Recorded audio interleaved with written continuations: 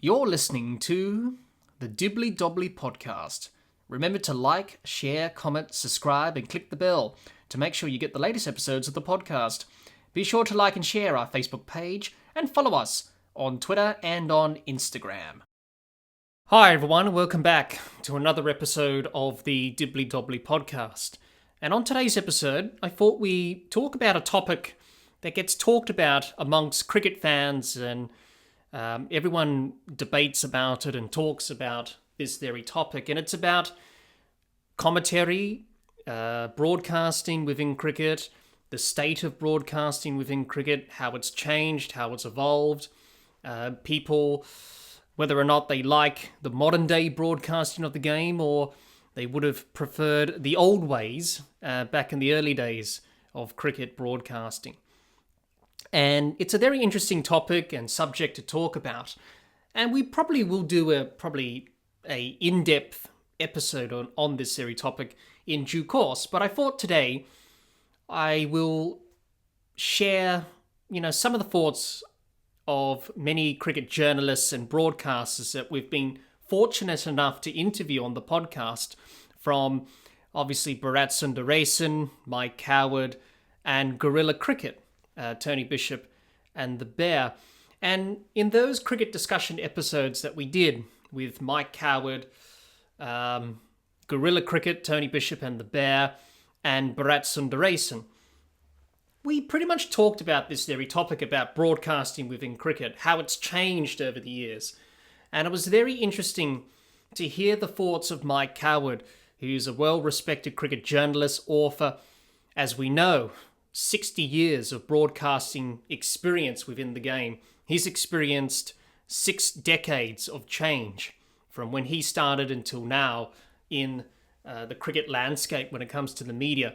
Also hearing Bharat Sundaresan's thoughts on the very subject as well, someone who is a part of this modern day era of broadcasting within cricket. And also it was very interesting to hear his thoughts on how it's changed over the years as well. And it was also interesting hearing the thoughts of Tony Bishop and the Bear from Guerilla Cricket. And basically Guerilla Cricket is an alternative cricket commentary service which is based in the UK and England. And probably many of our listeners would have heard of them, especially if you watched the interview I did with them a couple of years ago now. Basically hearing their thoughts on how broadcasting has changed, and obviously doing what they're doing with Guerilla Cricket, which provides alternative cricket commentary, which strays off the establishment sort of parameters and, guidelines or structure, and, commentates on cricket in a different way, which appeals to people in that particular audience. So it is a topic that gets talked about a lot, broadcasting within cricket. A lot of people say this commentator's good, this commentator's rubbish. Obviously, no one can match the feats of the Channel 9 legendary commentary team many years ago. So a lot of people do talk about it. And as I said earlier, we may do an episode in depth about broadcasting within cricket in due course. But I thought today it will be nice to hear some of the thoughts from our guests who have been a part of the media landscape in terms of covering cricket. Mike Coward, Tony Bishop, the Bear from Guerilla Cricket, and Bharat Sundaresan, on their thoughts on how the game has been, shaped really with broadcasting, how it's changed in every era and every decade. So it was very interesting at the time when I interviewed these various people to hear their thoughts on broadcasting within cricket, how the media has changed everything. And I agreed with most of the things they said. They made some very good points, and it has changed, and a lot of people don't like that. Some people do, some people don't. Whether or not the standard has increased or whether the standard has decreased, that remains to be seen. And obviously Mike, Tony, the Bear, and Bharat offered a lot of great points in regards to broadcasting within cricket. So let's take a listen to what Mike Coward, Tony Bishop, the Bear from Guerilla Cricket, and Bharat Sundaresan had to say on the state of cricket broadcasting within the game of cricket today. Now that's the talking about yourself bit done, Mike, and let's get into this cricket discussion. I chose some topics to talk about and discuss with you today for this chat that we're having. And the first one is broadcasting within cricket and how it's evolved and changed over the generation years up until the present day. Now, back in the old days, Mike, as you would know in your time, but even before your time in the real early days of the game, it was very different how the game was covered and broadcasted. Journalists used to carry big typewriters around and used to carry their Wisden Almanacs, trying to get players' stats as a guide, etc. And now we have the internet and phones and computers to do that now. And then before television, those movie tone reels that you used to have back in the day to describe the cricket, and the announcers will describe the cricket in their grand voices as they do. Just a wonderful period of time. And during the 1930s, the ABC had to improvise because of the problems they had broadcasting test matches in England for Australia during that time. They had to come up with the idea of synthetic cricket broadcasts, which was using sound effects to imitate the crowd and the bat hitting the ball, which was basically done by a commentator with each pencil, which is up against a table. So the ABC felt compelled, they had to reveal this because they felt it was a bit deceitful. And they said it was all made up. And this is how we did it, the trickery of it. But you don't have to do that anymore these days, Mike, because technology is so much improved. And during your time in the 70s, the Revolution, Kerry Packer's World Series Cricket, Channel 9 changed how the game was broadcasted from the establishment, because the ABC had the rights to Australian cricket for a very long time, up until that point. And they brought in cameras at both ends of the ground instead of one, and stump mics and stump cam as we see today. So it's come a long way how the game's broadcasted on TV, radio, and even in your field of journalism and how the game's written, Mike. So what differences have you noticed from your time in the media covering cricket from when you started until now? Well, you're right that it's broadcast very differently, but I don't think it's broadcast any better. In fact, it's a good question, Jack. Technically, yes, it's magnificent.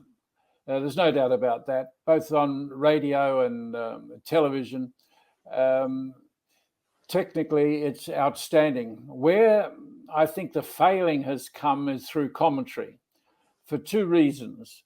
Some former players are natural broadcasters, but many of them aren't. And because of their reputation as cricketers, they're not produced. And I think this is one of the real weaknesses. They're allowed to run their race. And even the ones that are good are not produced. Shane Warne and Ricky Ponting are both outstanding with their knowledge, but they speak so quickly. Ponting is incredible. I mean, he just speaks so quickly that you can't absorb everything that he's saying. And invariably, he's right. I mean, he broadcasts as a captain, so he's a step ahead of the game, which brings you as the watcher ahead of the game, which is a terrific privilege. But if he'd only slow down, but nobody would tell him. I told him 4 years ago to slow down, and that was dismissed straight through to the keeper. It's not as though that he doesn't listen. It's just the way he is. And Warne was the same. And Shane had tremendous.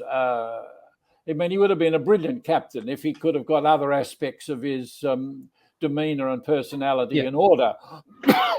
He was just strategically and tactically, he was very, very clever and very, very smart, like many slow bowlers are by instinct, by nature. Admittedly, I'm a bit of the old school, of the traditional broadcaster.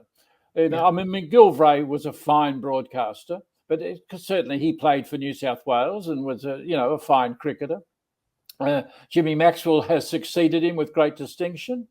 Jonathan Agnew was a fast bowler, played briefly for England and for Leicestershire.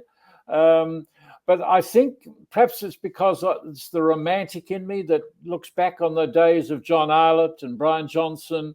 And then, of course, in the West Indies, when you had Tony Cozier, who I had the great fortune to work with a number of times, Reg Pereira, it's and Vasant Raji in India and others, Rajan Bala.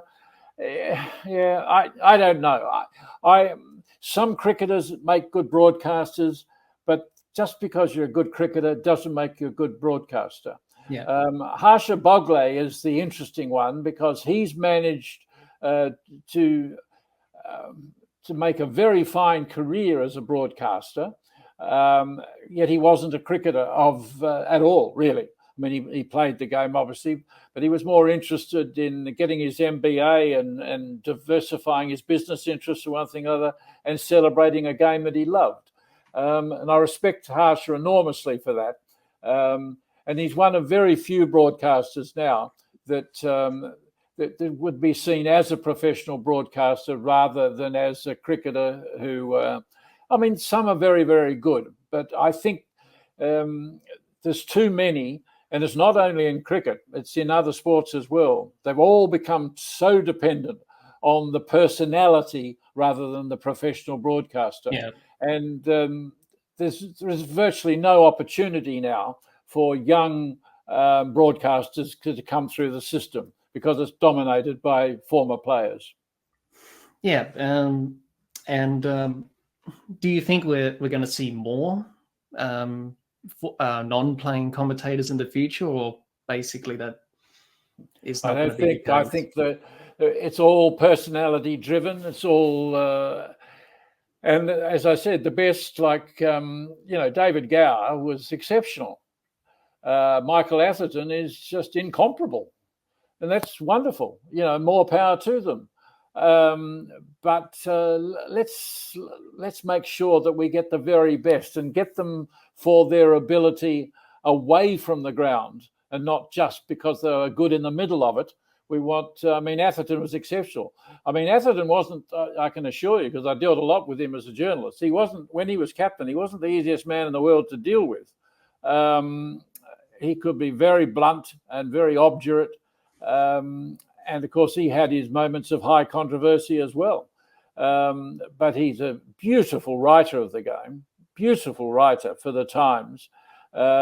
He's as good as anyone going around, both as a broadcaster and as a writer. And that revives memories of John Arlott. Arlott was the incomparable broadcaster, but he was also a beautiful writer for The Guardian. People always talk about the beauty of Sir Neville Cardus, and Cardus did write beautifully, but I found him to be very, very florid, because he wrote beautifully on music as well. Cardus, who lived and worked in Sydney for a period back in the day, but I was always a strong Arlott man, And he always said he was once 12th man for Hampshire because no one else was available. And that was the extent of his cricket past. But, he was loved by players. He wasn't particularly fond of Australian players. A few he were. But Botham, Ian Botham was a great admirer, particularly, and flew to when Arlott died, to the island of Alderney in the English Channel for the funeral. A number of players were there, and particularly Botham. So, I get a bit tied up in all of this. Probably I'm a bit of the old school, Jack. I try to embrace what's happening. You can't be stuck in another time.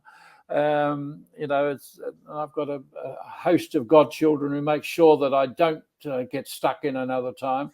But with the broadcasting, I would like to think that some more professional broadcasters could come through, but I think it's highly unlikely. Yeah, but there was one master at cricket commentary, the art of it, and that was the great Richie Benaud. And you had many encounters with him over the years, Mike, in the press box, Richie. Yeah, indeed. His style was his own, and it worked. He kept it simple, valued the importance of the pause and the silence, which usually will terrify his other commentators next to him because he wouldn't say anything for a bit. Should I speak or should I not? But that's what he did. And he let the pitchers do the talking. He said very few words to describe what was happening. And his impact as a player and as a great captain and as a great all-round cricketer he was, which people forget because they mainly remember him for his commentary. But his impact that he's had on the game has a lasting impact, I should say. And many people still, repeat his famous lines like "marvelous" and "2 for 2, 2, 2," and all people that. Dress up like him, like the Richies do, and every year idolize the great man in beige. So, Mike, what can the current day commentators learn from Richie, and for those who have gone before him? And what are your memories of dealing with Richie Benaud? Yeah, it's a good question. He had go back to 1972, my first tour, and I was doing it for AAP, excuse me. So the pressure, for people out there who don't understand the work of the agency, it's like sort of Cricinfo now, pushing material out every minute of the day. We didn't have to push it out every minute in those days, but we did have to push it out every 5 or 10 minutes. So it's what we called running copy. So it was pretty full on. And if you had a dramatic day with a heck of a lot happening, it became frantic. And of course, that test match in Lord's in 1972, certainly a heck of a lot happened. And Bob Massey, the swing bowler, took 16 for 137, 2 lots of 8 in the most astonishing performance of swing bowling that you've ever seen. And so I was absolutely flat chat. I had a copy boy who could help. He was on the phone. I was typing, giving him stuff to push out. And then suddenly there at my side was Richie Benaud. Now, Richie may have known of me, but I think it's highly improbable because I'd come from Adelaide to Melbourne, then Melbourne to... I certainly hadn't met him at that stage. He would have known that I had got the AAP job. But anyway, suddenly he was at my side and he said, "Are you okay? You're managing all right? Is there anything I can do?" And then I thought, well, I said, "No, Rich, thank you. It's under control."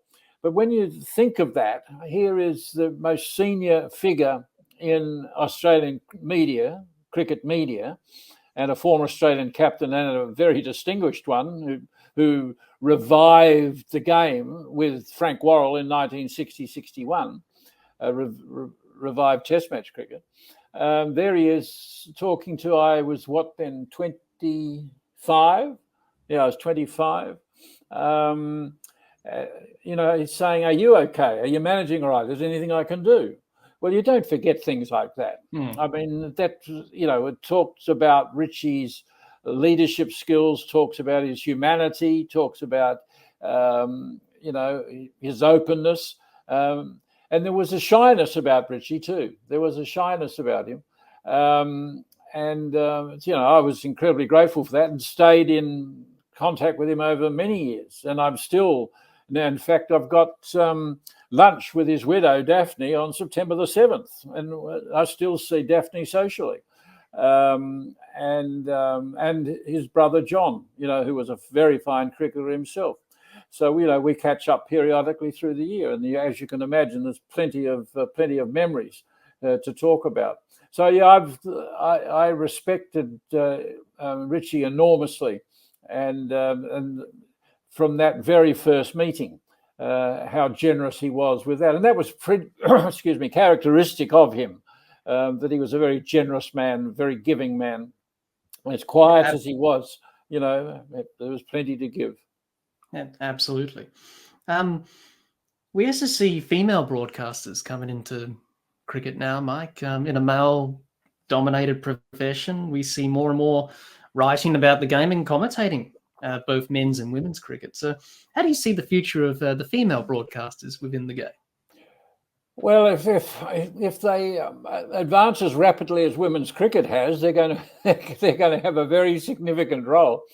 I mean, this has been one of the most dramatic developments in the evolution of the game over the last 10 to 15 years, I suppose. Women's cricket, the advances it has made has been outstanding. In fact, it's been a little bit interesting with all the hysteria recently with the Matildas development, and good luck to them. And certainly the country was captivated by what they've achieved. But I just thought that, while I wouldn't say it was hysterical, but I think that the cricket girls really were women, I should say. I'll get into all sorts of trouble saying girls, won't I? The Australian women's cricketers have really shown the way. They have been outstanding now for 10, 15, close to 20 years. They've been incomparable. And the ratings they have got on television and one thing or other has been exceptional. And I think to some degree, the Matildas, as fine as they are, have fed off the success of the women cricketers to a large degree. It doesn't really matter because it's a period of excitement for women's sport generally. The NFL is doing well. The women's AFL, which resumes this week, is doing well. And it's a wonderful thing for women's sport and the funding that at last is starting to come through. And as a consequence of that, of course, we're going to get more women broadcasting. And we've got some very good ones already. Mel Jones is outstanding. Lisa Strathlaker is outstanding. In local football, Kelly Underwood, does an extremely good job. I mean, we could list a number, but yes, I think they will continue to play a very good part, and it'll take time. I mean, some of the particularly hard-nosed football followers find it difficult to cope with a female voice, but it should be based on knowledge. If they've got the knowledge and they can share that knowledge and share an insight, which good broadcasters do, they will continue to prosper, and good luck to them. Yeah, absolutely. Before we move on to our next topic, Mike, just to finish up on this topic here, any tips and advice you would give to young journalists and young broadcasters out there? We may have some who may be listening today that want to gain some knowledge. So any tips? Oh, passion. Got to be passionate. Got to care. It's one thing to enjoy a game, but you've got to be passionate. I believe in that, particularly in the writing. And your writing, it comes through when you're writing. If you care deeply enough, it'll be reflected in what you write. I think the hard thing now for any youngsters coming into it is the versatility that's required for to come into journalism itself. They have to have the ability to report, to write, to do video, to edit. That's the multi-skilling that is just so important. It's still useful to have shorthand as a trick of the trade. Although, of course, nowadays everybody's got the tape recorders, and it saved me because my shorthand was very modest, to say the least. But to have the tape recorders there and that sort of thing. But no, what I don't want to do is discourage anyone who's got ambition. You want to give, but I think it's so tough now to get into the industry. It's generally you've got to have some sort of tertiary qualification, but but I still believe that if you're passionate enough, it is achievable. Somebody coming through could work in a country paper or country radio station just to get a foot in the door. If they're prepared to do the hard yards, I still think it's achievable. It's tougher than it ever was because, unfortunately, Jack, from a newspaper point of view anyway, it is a collapsing industry. It's regressing. There's so many different ways to deliver it. But if you've got high level of IT skills and things like that, there's no reason why it can't be achieved. But there's no point in saying, it's within the reach of everyone, because clearly it's not. It's tough. It's always been tough and really tough now. But if you care enough, passionate enough, I think it's still achievable. I think that's pretty good advice there, Mike. That's now the talking about yourself bit done. Oh, good. Bharat, let's get into this cricket discussion. I chose some topics to talk about and discuss. And the first one is on broadcasting within cricket, because it's changed over the years, Bharat. Television, radio, from the early days until now. Journalists used to carry big typewriters and the wisdom in their pocket to get the stats. That's a thing of the past, and it's all in your phone now on the internet. And the style of commentary has changed as well on radio and TV. We're seeing a lot more female broadcasters come into the game as well, in a male-dominant profession, which is fantastic to see. And there's some very good ones out there as well, which I enjoy listening to. So, Bharat, what differences have you noticed from your time in the media covering cricket from when you started until now? What are the major differences you've noticed in radio and commentary and television and just how the game's broadcast and covered these days?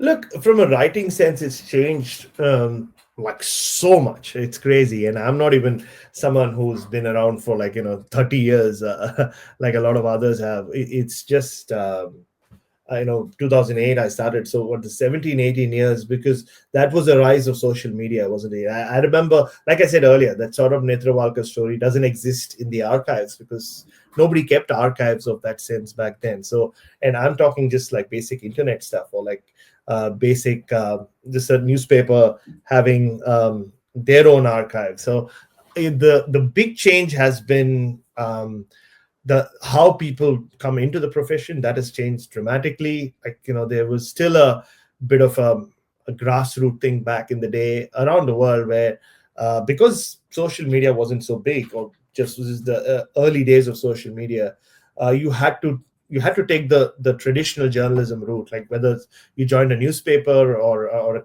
cricket website, of which there weren't too many back then, unlike now. Or it was just you started doing grassroots cricket or low level cricket, whether it was schools cricket or whatever, and then you kind of graduated. It was a graduation process. Thankfully for me, and I think for a lot of other young Indian journalists who came along after I did, I just, again, like a lot of my life, it just happened so quickly that within 6 months I was covering international cricket while working for a major daily, which had never really happened or rarely happened in Indian cricket at that point. Well, it was just like a lot of things falling into place. Me having a boss who backed me, a senior colleague of mine quitting, and then just them needing someone to do this one day in Bangalore between India and England, and it happened to be me. So I started very, very young in terms of covering international cricket. But the thing was, you basically wrote for one person, like whoever you worked for, you wrote for your boss, because it started and ended with him or her, right? So you finish your article, and I mean, I'm old enough in the industry to even talk about the first 1.5 years where you didn't always have Wi-Fi in the press boxes, and you didn't have your own laptop. So I've filed reports and articles from not call centers, what are they called? Cyber cafes. I don't know if cyber cafes were a thing in Australia or what they were called back then, but in India we used to have cyber cafes where often like in tier 2 cities, like in a small city, I'm covering a match. So as soon as the match is done, press conference is over, we all used to run to the closest cyber cafe and pay for an hour or so. And well, interesting things are happening around you, because there are some people watching porn and like other people watching movies in the cyber cafe, and there you are filing a serious cricket copy. So you used to have like your own sort of cubicle. So that's how it used to be. And what I mean by writing for one person is, so your feedback started and ended with your boss liking your story or not liking it, or maybe you would have a senior colleague at best, because you didn't know who was reading it. Like, they were physical newspapers, right? There was no concept of e-papers or like I said, your story being put online if you work for a newspaper. And you wouldn't tweet your articles, or Twitter was so young at that, so new at that point in India anyway, in 2008, 2009, 2010. So you finished your article, and I think in a way it's good. It gave me a lot of perspective. Like when I spoke about not taking myself seriously, most journalists who grew up in that era weren't obsessed with what the world, like what society, what the internet cricket fans were saying about you, because they didn't exist, right? Like, so you didn't know so you went from really article to article. That whole concept of you're only as good as your last story was a real thing back then, because you couldn't kind of revisit it, like unless you kept a physical copy. 2 years after you wrote something, you couldn't like kind of tell someone, oh, I've written this, like read it. Like, yeah, that's not how it worked, right? Right now, like I said, I can pick out something I wrote 12 years ago and tweet about it and say, hey, I wrote about this guy all these years ago. That wasn't possible. So it kind of gave you a different perspective as to, kind of focusing on the day ahead and the next story. And I think I'm fortunate to be part of the last like the end of that era, which is why I always say, and it's not a negative thing to say, that what was traditional journalism kind of, I got onto the last train and that train left the station and never came back. And because then we saw the emergence of people coming into cricket journalism from other quarters, like whether you're talking about an Adam Collins or a Jared Kimber or a Jeff Lemon or so many others, Mel Farrell, or so many of these people. They did, like Mel did dabble with journalism, or she did TV journalism, but a lot of these other people were not journalists. They were writers and people in politics and all these things. Like, so and because it's quite porous in that sense, and once social media became a thing, so these people had a platform to kind of showcase their work. And I mean, some of them are some of my dearest friends in the industry, and good on them. But I think that was a huge change, where you suddenly didn't have that linear kind of linear growth as a journalist, or there was no linear entry into the industry. You could just, if you knew cricket, if you could, I had to start with fund yourself to go on cricket tours or get yourself to cricket venues and get yourself an accreditation. You could become a journalist, or you could be part of the media. And it was great. It suddenly started getting so much more variety in terms of who was a journalist and who wasn't a journalist. And that, I think, also played a huge role in more and more women coming into the industry as well, which was desperately needed. You're right. Even in my early days of journalism, there were only men. In India or wherever else I traveled, there were barely a lot of females in doing broadcast or even writing. So I think writing's changed. But the flip side of social media, though, I have seen with a lot of not just young journalists, even seasoned journalists, is there is an over-reliance on social media as to getting your feedback. Like, people are so desperate to get that feedback, and I get it. I mean, I'm on Twitter, I post my articles, and at times some of mine go viral, some of them get 5 likes. But I think, especially when you sorry to butt in, Bharat, especially when you posted about the pitch in Nagpur. Oh yeah, I mean, things like that. See, but that's the big difference, right? And I think that was purely like just a tweet. Like, if it wasn't breaking news for social media. And like, I do write a lot about nets and stuff like that. So I spend a lot of time at the nets, the net whisperer, as Peter Lawler coined me, or like, started calling me. So when you're there, you still have to draw a line between who's paying you, which is my employer, whether it's the Australian or Crick Buzz or radio or TV, and Twitter, which is, no, Twitter's not paying me. So you have to be very careful with what you post online and the information you keep for people who are your employers, who are responsible for you being there, at the venue. So so much has changed in terms of where who people, like the audience that people write for. There are some journalists who now focus more on writing for the audience on social media. How will this article or this story be kind of picked up, or how well will it do on social media? And there's so much, I see so many of them just constantly, like once they put their article online, constantly obsess over how many likes or how many retweets they're getting, while being, they're sensible, intelligent people, while being very aware that most of these people who are liking and retweeting aren't even reading your article. They're just like people who like you or whatever. They just, serial retweeters or reposters or whatever they call. So which has changed so much from impressing or being happy that with that 1% feedback, which is what it used to be back in the day. I think so. That's been a huge change. And also as a result of that, and also with so many cricket websites and websites in general all around the world, the legitimacy of a lot of content that goes out there has changed. I saw a huge difference in Indian journalism this time when there were probably four or five traditional journalists on this current Border Gavaskar Trophy tour, but a lot more of them were guys who have created a lot of YouTube content, and good for them. They were not lovely people, but it's so difficult doing what they do because they're constantly on their phone or constantly creating video content. They're doing live shows while the game is on, before the game is done, and there were times I remember I would leave, and how many gigs I generally end up doing. So by the time I would leave the ground, it would be 9:30, 10 p.m. And I would leave the GABA or the MCG, and there they are, like the Indian YouTube.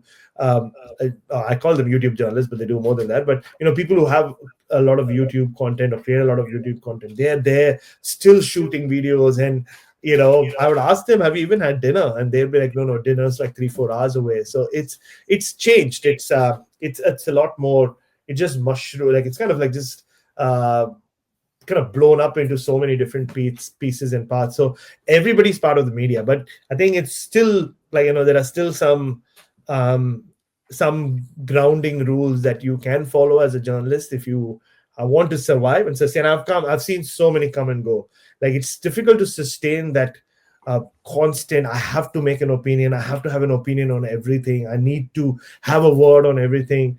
It can be a challenge to sustain it. Some people are able to do it. I don't know how, where you are on top of everything, and if you're not creating content, then you are going out there and making statements on something that you might not know much about, which as a journalist, you don't have to do. So I have the luxury of not having to do that and still focus on doing my story. So I can spend 3 hours talking about how much written journalism or print journalism or webs, just the written content and its impact has changed. But in terms of broadcasting, I guess I'm a great example of how open the broadcasting media is to having people who haven't played the sport. And I mean, I'm a rare commodity in that sense, as being a non-former cricketer or someone who didn't play cricket at the highest level, who's a color commentator. I mean, you've always had legendary callers, like whether it's the great Jim Maxwell or Bruce McAvaney or Jared Waitley or Adam Collins or Jeff Lemon, and there's so many. I mean, Alison Mitchell and great callers of the game, and Tony Cozier before that, and so many. But there are not to be Harsha Bhogle as well, but to be a non-cricketer and to be a color commentator, it's an interesting mix. I'm sitting there and 98% of all color commentators, experts are former athletes, former cricketers. So the fact that I sit there where I'm supposed to give my opinion, I'm painting, I'm kind of adding color to what's happening in the middle alongside former cricketers. It's been an interesting ride, and I would say most of them have been very open-minded and have embraced me with open arms. But I think it's a sign of how much broadcast has changed. Like you said, there are so many more female voices, whether it's former cricketers like Isha Guha and Mel Jones, or Alison Mitchell I mentioned earlier, and there's so many more doing Natalie Germanos or Isabel Westbury. There's so many who you just want to listen to them because it's just not and they're not just there because they're female, because there was a period in broadcasting all around the world where it was like you would have like women, talented women there more in a tokenistic sense. But now, the ones that I mentioned, like they are there because they are as good, if not better, than anyone else in the industry right now. And so it's that's been such a refreshing change around the world. I mean, it's not just in Australia or England. So you see female broadcasters everywhere, colored broadcasters as well. I mean, some broadcasters with a lot of color, but I think it's just open. It's become more. It's not as rigid as it used to be in terms of the fact that Channel 7, when they approached me a few years ago and said they wanted to use me on TV, but then they also did say, you wear whatever you want to wear. And now you often see me on TV with, like, whether it's Ponting or Fleming or, even Pete Lawler, who are all in their like Channel 7 jackets. And I'm just wearing whatever I'm wearing, So the fact that and obviously I get a lot of flack for that on social media, people calling me unprofessional and all of that, but I guess it's just the rigidity is gone, like, whether it's in terms of who's doing it, what they look like, what they sound like, till the time you are quality, you have something to add, and you have a lot of content to provide, you're good enough. And I think that's been such a big change in terms of how broadcasting has worked. Yeah, definitely. I think you summed it up there, Bharat, in terms of how it's changed and evolved over time. There'll be some people listening in to this episode and wanting to ask for advice and guidance on their journey in broadcasting. So what tips would you give those young people who are wanting to enter the profession? Of broadcasting? Yeah. No, like going into cricket or covering sport or... Yeah, look, I mean, this...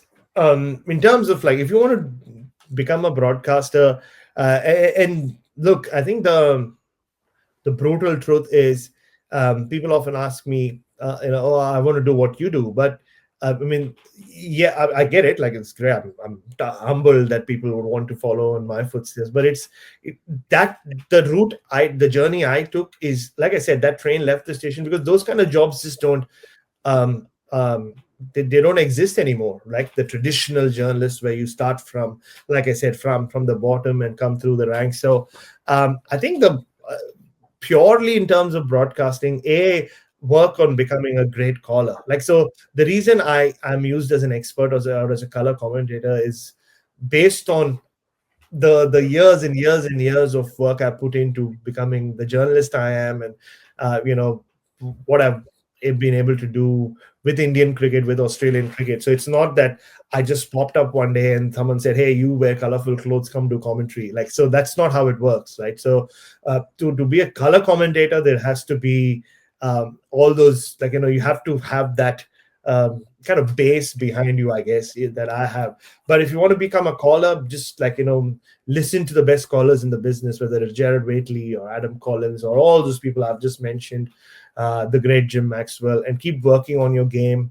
and as much as possible. And because there's so much cricket now online, broadcast online, whether it's forget about international cricket, even like or even Shield cricket. Like, you're talking about grassroots cricket. There's so much of it online broadcast. Great cricket is being broadcast now. So start working up the chain in that sense. Like, start calling those games. Even if you're not doing it professionally, start doing it in your own way. Work on it. Like, there's nothing. And one thing you will discover is, the best who's really stand out are people who don't come into the industry and have radio voices or TV voices, or who think that I have to speak a certain way because I'm on the radio or I'm on TV. I'm a great example of that.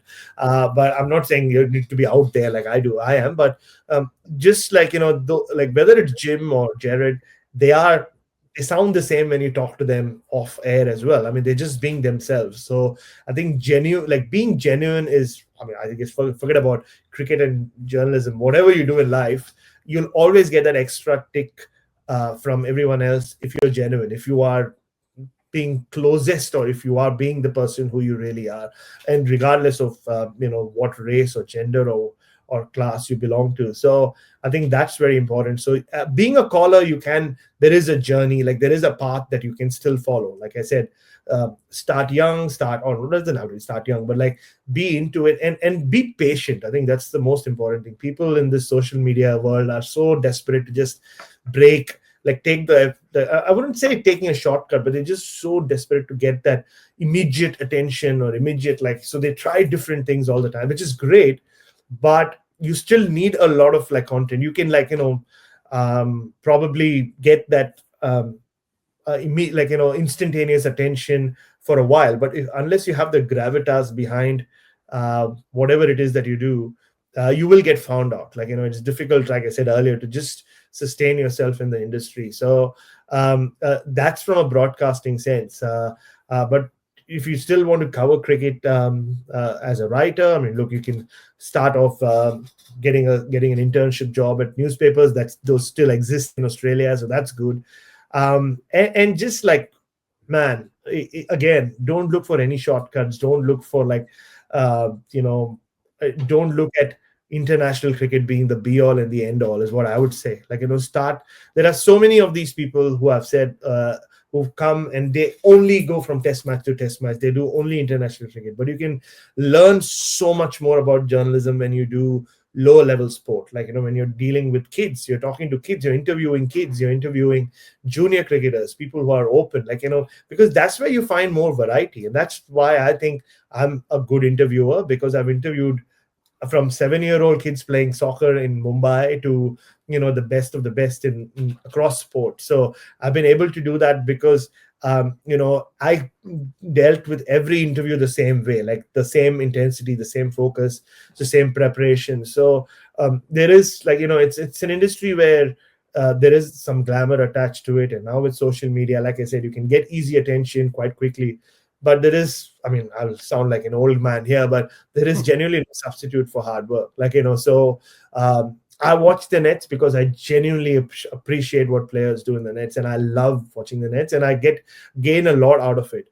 But I don't do it for social. Like, a lot of people think that I do it to get clicks on social media, and I've seen a lot of people start doing that. Good on. Like, I'm not saying you shouldn't, but like, know why you're doing it. I mean, you could use that time in doing something else as well, like, creating your own content or your own image. So know what you're doing and why you're doing it. But there are still opportunities, like, if you want to, and it's good to come up the hard way, because by the time you reach a higher level and whatever you do in life, your basics are so strong that you never will doubt yourself. You don't have to get too desperate. Like, that's the most important lesson I've learned in life, not to be desperate for anything. Like, not I mean, I was desperate for a second innings back when I was not in a good space in life.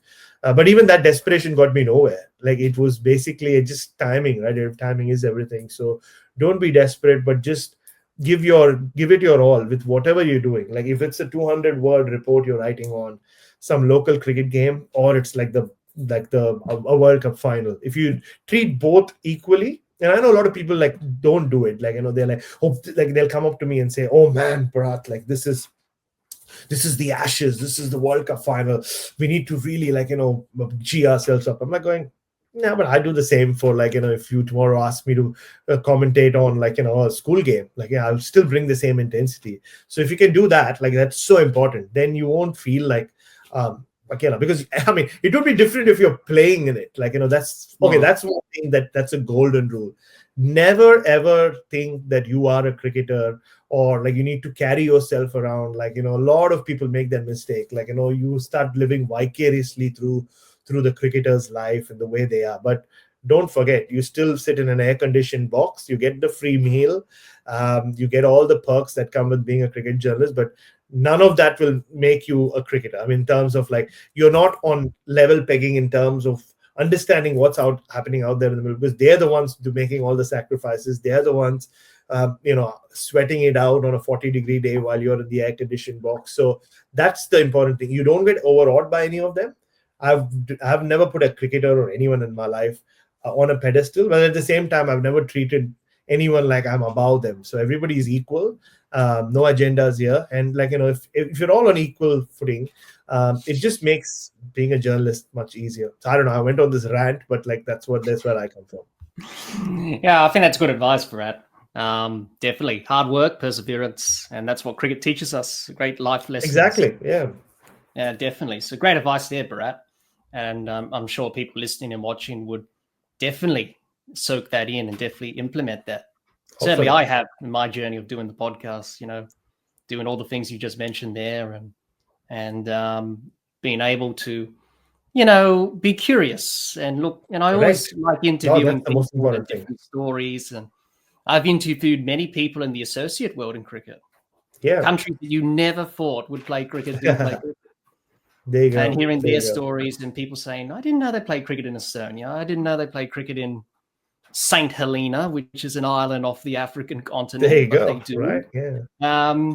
So people find out stuff like that, and you're just curious and you're wanting to learn more and get better at what you're doing. And I've certainly done that in my journey of doing the podcast for 4 years, going into the 5th year. So there you go. And no, I think curiosity is, again, like, that is a golden word. Like, it's, if you can't survive as a journalist, if anything, whatever journalism you do, if you're not curious and if you're not open-minded, like, too many people come into this industry with too many of these strong opinions that they think they have to make. But the best interviews are always like, you're doing right now. Just keep an open mind, let the subject to speak. And even if the subject is going on a rant like I am, but and again, the other important thing is to, like, kind of know a lot, but still carry on like you don't know much, because that's when you get the best answers. That's when you get the best stories. Like, you have to kind of play, like, they have to find the right balance between curiosity and ignorance, because at times it's good to be ignorant, because that's when you ask more questions and you learn more. Yeah, definitely. Absolutely. And thanks for sharing your thoughts on broadcasting within cricket, Bharat, and how it's changed and evolved over the years. Some tips and advice there, much appreciated. For those listening, our last topic for this discussion, guys, that I wanted to talk about, and we've talked about a bit with it in this chat, is about the commentary today, the state of commentary in cricket. Seeing that we've been talking about that, and we've mentioned a few things about that. Obviously, TV, radio's changed a lot. The style and technique of commentary has changed. From the Richie Benos or the John Arletts, for example, back in the day. People seem to be fed up with how the game's commentated in the modern era. That's why people go over to Guerilla cricket, because they want something different. So how would you assess the state of commentary today? Do you think it's good, bad, could be better, or do you think it needs a bit of a shake-up? I think mixed. There are still some very, very good, knowledgeable, interesting, fun commentators. If I look to Australia, then I'll always put Jim Maxwell as my example in that group. I'm a massive Jim Maxwell fan. I think he's funny, dry. He's got an off-the-wall sense of humour when he needs to. But I think against that, because there's so much cricket, the more you increase the volume of something, you quite often decrease the quality. And I think you've seen that in commentary boxes, certainly on TV. Yeah. And I would say that with the BBC as well. I mean, I listened to some of the World Cup commentary, and the BBC used to be so good. But I mean, I was listening. I mean, I had Dan was around at my house the other day. Norcross came around to see me, and the final, for example. I mean, I don't know who's. I expect better from the BBC. But when I was listening to the final, when I was driving around, I had a quick listen to them in the car, and I asked Dan. I said, "Was Michael Vaughan in the studio?" Because for the BBC, the mix from the stadium noise and who was in the studio, it sounded like voices have reverb on and things like that, which you wouldn't expect in a live situation and all this. And I just thought the BBC's commentary service had gone drastically downhill. And I thought, half these people were in studios, not at the grounds. I couldn't really tell, and you should be able to tell that kind of thing quite easily. So that was my gripe with the BBC, and Toad's right. I mean, some of the TV commentators are just puke inducing, basically. And there are good ones. Matthew I Hayden. think World Cup. Matthew Hayden's really annoying. See, I like Ricky Ponting. Can't stand. Yeah, he's Hayden. good. I think Ricky Ponting's excellent. I think Aaron Finch, if you want to look at a new, very new to the commentary box, he seems to be. Playing Watson as well, just to throw his name in there. Watto is terrific. So don't, not for a minute are we anti-X players. There are some phenomenal ones, but equally, I think too often there is an agenda to promote that overwhelms the agenda, which should be to communicate what's going on. Yeah. And we see that. Oh God, do we see that in the 100? Oh, every 2 minutes you get reminded in a very shouty voice that this is absolutely fantastic. You won't see this anywhere else. No. When someone's just by some guy you've every never heard ball of. counts. Well, as it does in any format of cricket, it just may count slightly differently, So I think there is a little too much agenda or desperation to promote, which leads to an assumption that what people want is loud and shouty, and possibly the scales have tipped too much towards loud and shouty and a little bit away from informed and intelligent conversation. Like Richie Meadow used to have back in the day, Richie. Yeah, but he was absolutely, anybody who thinking, goodness knows. I mean, I'm prone to errors, many of them. But I mean, one of the best things you can ever read is Richie Benaud's commentary tips, and it applies as much now as it ever did. One was concentrate fiercely. Yeah. 2 is don't use the word tragedy. The Titanic sinking, that was a tragedy. Yeah.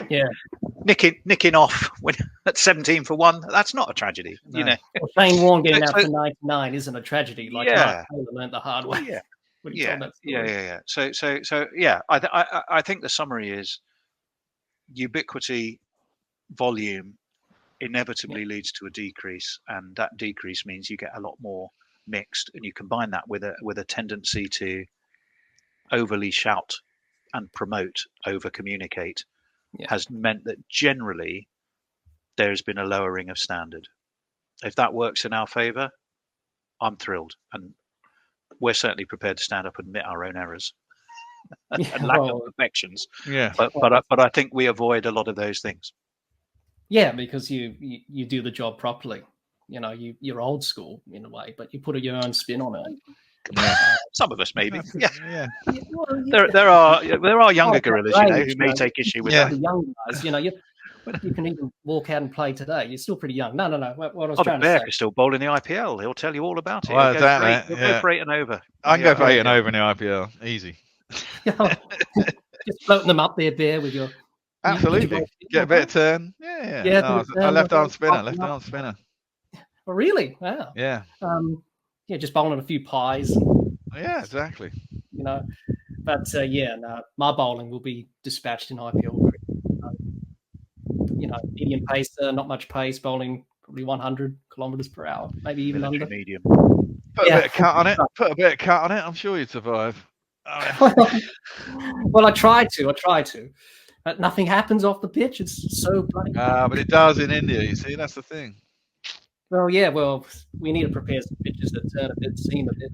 I've seen some wickets that that's the problem with Australia, isn't it? Yeah, roads in Australia. Hard and bouncy in Australia. You stand there in the field for 40 overs in the comp that I play in, which is a one-day match, hot as well in the Australian summer, like 35 degrees plus, nearly 40, and we can't even get a wicket. They're scoring runs. You're like, can we just get a bloody wicket here? And wrap it up because I want to go and put my feet up. Because it's just flat. It's just nothing in the pitches at all.